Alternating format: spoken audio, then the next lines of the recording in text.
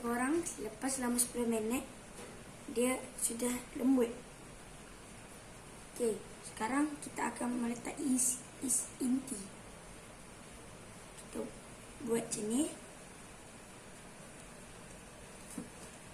Kita letak inti. Saya punya inti kacang merah.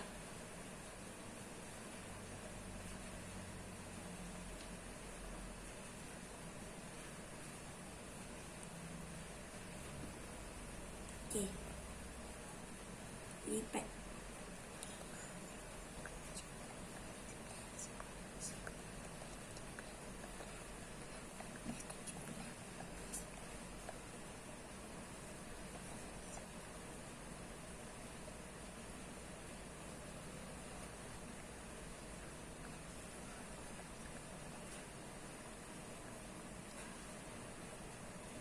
Kita bagi dia nampak licin.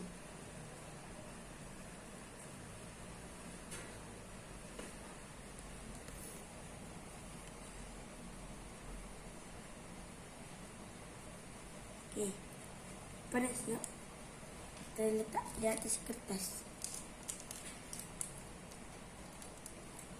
Okey, kita letak tempat untuk mengukus. Kita buat 4 dulu. Oh, yang ni saya dah letak. Okey, letak di atas kertas.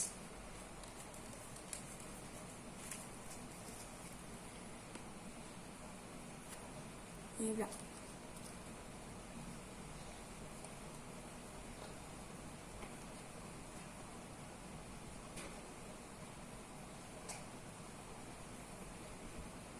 Lipat.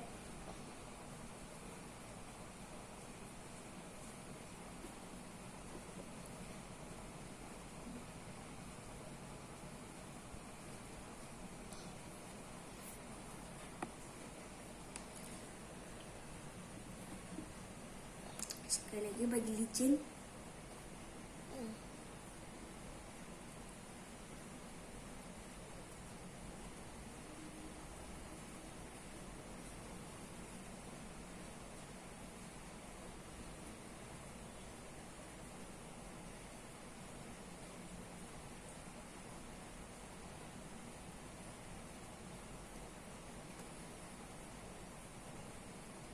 Kita nak bagi dia keluar. Dia kena tutup rapat, jadi licin.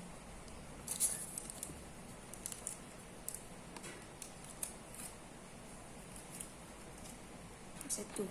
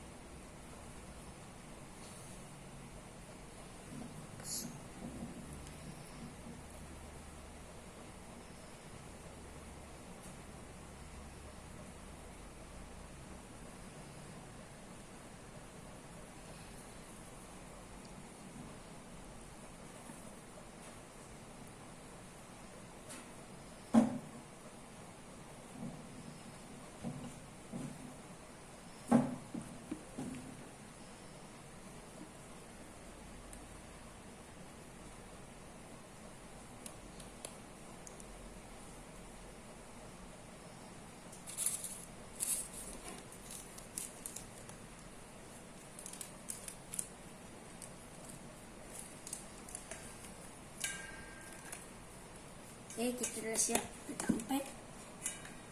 Ni kita simpan dulu. Sekarang kita akan kukus.